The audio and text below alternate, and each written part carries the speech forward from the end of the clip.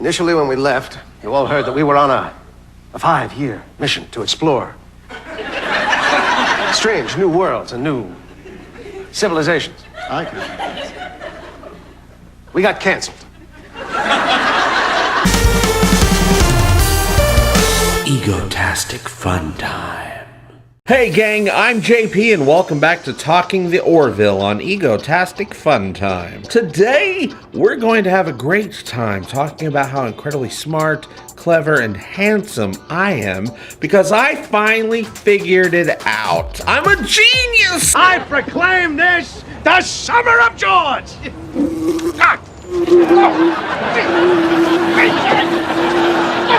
As those of you who watch my show every week know, I've been obsessed with trying to figure out who was underneath the makeup for this cameo in season 2 of The Orville. Jay Lee posted a picture on Instagram back in March, almost like he was challenging me, taunting me to figure out who this, quote, legend could be underneath the rubber horns and prosthetic scales. You underestimate me, Jay Lee. You have no idea the fanatical tenacity of one-upsmanship that hides behind this brow, waiting to be unleashed, friend. Basically, I just spent countless hours staring at this stupid picture, wondering who the two-horned reptilian alien might be. I couldn't quite put my finger on it for the longest time.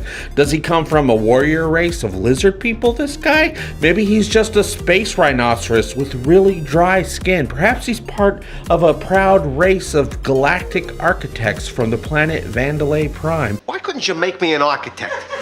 You know I always wanted to pretend that I was an architect. The only part of this actor playing in this mystery cameo role that we can clearly see is the eye. That's it. But in my research, I discovered that almost all actors have eyes, so it's going to be incredibly hard to figure out this mystery, even though it wasn't incredibly hard at all because I'm incredibly incredible. So yeah, I thought about it real hard for a real long time and finally figured out this is a picture of none other than Jay Greenspan. Some of you might know him as his stage name, Jason Alexander, and everyone else will know him as George Costanza from Seinfeld. Oh, but come on, JP, you stupid bastard. How do we know you're not just lying to us? It's not a lie, if you believe it. First off, I told you guys before, don't call me a stupid bastard. Secondly, no, I'm not lying. Let me explain to you how I figured it out. So the other day I was watching episode 5 of the Orville Premiere. And you know, it's the one where Captain Mercer gets his V card taken away by Charlize Theron. It's also the one where the crew is watching that episode of Seinfeld where Jerry and Kramer have a mishap with a junior mint while watching a live surgery take place. And while watching, I started thinking about the two-horned alien again because I have a hard time letting things go. My therapist says it's part of my BHDD, being a huge dick disorder. And I also remember that the editor of the Orville, Tom Constantino, was quoted in an interview as saying about the guest star that will instantly recognize him by his voice and mannerisms. And I was like, well, I'd instantly recognize Michael Richards by his voice and mannerisms. My brain lit up and I raced to my Google machine to see if I finally actually cracked the case. But comparing pics, I couldn't really see Kramer, Michael Richards, underneath all that makeup. It just didn't add up, unfortunately. So I went to the next clue in Jay Lee's Instagram post. I'ma see if I can let the cat out of the bag. Cat out of the bag, cat out of the bag. Why does that phrase sound so familiar to me when thinking of Seinfeld? Wait! Oh, what's so funny? What? All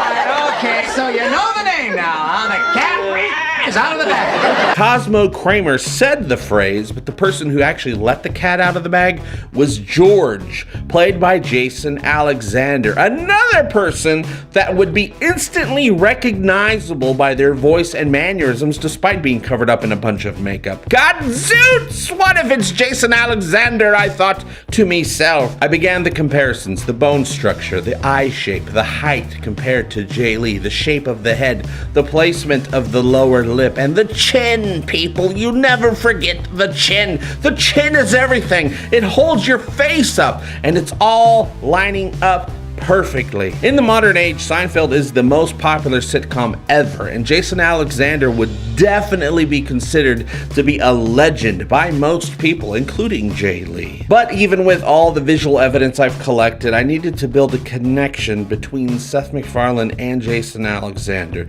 Seth has proven with season 1 of The Orville that he likes to hire his friends for most of these special roles on the show, which are mostly people he's had a good time working with in past projects. A connection. How are they connected? How can I connect these two people? As you can see, I have a problem. Well, if I hear you correctly, and I think that I do,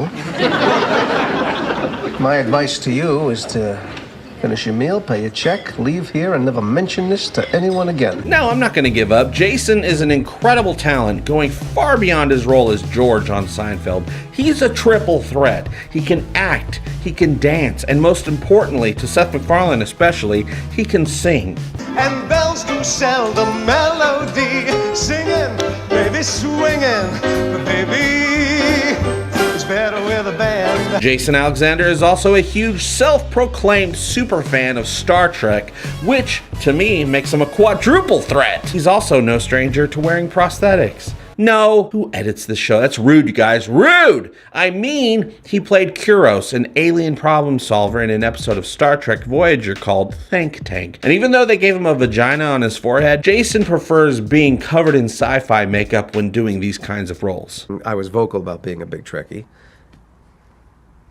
And all the follow-up series had asked me to come on, but they had all wanted me to come on as a human.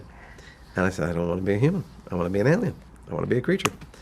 And no one ever found the slot until Voyager called and said, how would you like to be the smartest guy in the galaxy? And I went, now you're talking. Oh, and here's a tantalizing fact that might interest some of the ladies watching the show right now. Both Jason Alexander and Seth MacFarlane do spot-on impressions of William Shatner. Okay, enough of the fanboy influences, and let's get to the professional connection between these two fellow Trekkies. I looked up to see if Jason ever voiced anything on Family Guy on Alta Vista the other night, and though Ask Jeeves told me that he appeared on 2 episodes of the show, I did my research and found out that that's just a bunch of fake news. Hey Family Guy fan wiki, you got bullshit on your site. Fix it. So then I found that in 2005, Jason played the role of Sal in an episode of American Dad called White Rice. Why, Sal? You've been coming here for 2 decades, never once offered to bring me a sandwich. The same year that Seth MacFarlane and the rest of the cast of Family Guy recorded an album called Family Guy Live in Vegas with guest star, you guessed it, Holy crap, look who's here. It's Jason Alexander. Hey, cartoon haters. But I was supposed to go next. Quiet, honey. Mr. Alexander wants to talk. I couldn't help overhearing what you were talking about, and I agree. Cartoons are real fucking assholes. He's also worked on an episode of Robot Chicken, which is a Seth Green joint, and Seth Green plays Chris Griffin on Family Guy. Jason has also worked with Rob Lowe on The Grinder. Fun fact, aboard the Orville, DeRulio is also referred to as The Grinder. Boom. So yes, I'm 100% sure that the legend Jason Alexander is underneath the makeup. Just like Seth MacFarlane and the rest of us, he's a huge Trek nerd. He's worked with Seth multiple times. His voice and mannerisms are iconic. It's obviously him when you compare photos, and most of the bridge crew of the Orville are fans of Seinfeld. Season 2 of the Orville is certainly going to explore strange new worlds, but I can't wait to see what happens when the world of the Orville collides with George Costanza. This is not good. Worlds are colliding. George is getting upset. Okay, that's it. That's all I wanted to talk about today, and I talked about it. How about you? Will Jason Alexander bring out his inner George when aboard the Orville? We know that he's some sort of 2-horned reptile, but that's it. What purpose do you think his character will serve aboard the ship? Is it possible we'll see him multiple times throughout the season? Does Seth have any other connections to actors on Seinfeld that he might want to bring on the show? You can let me know what you think by joining the conversation below. Thank you so much for liking, sharing, and subscribing to my stupid show. It really does mean the world to me. And to boldly go longer, deeper, and harder into the world of Talking the Orville and EFT, go now to Egotastic FunTime.com. You can see for yourself the comparisons between Jason Alexander and the legendary two-horned reptilian making an appearance in Season 2 of the Orville. I'll see you very soon, and as always, I hope all your times are Egotastic Fun Times. Love you, bye-bye! Egotastic Fun Time, we're gonna have a great time. Egotastic Fun Time, give me all your money. Give him all your money. You will find it funny. Just give me money. I love money. Give me all your money. Give me all your money. Give me all your money. Give me all your money.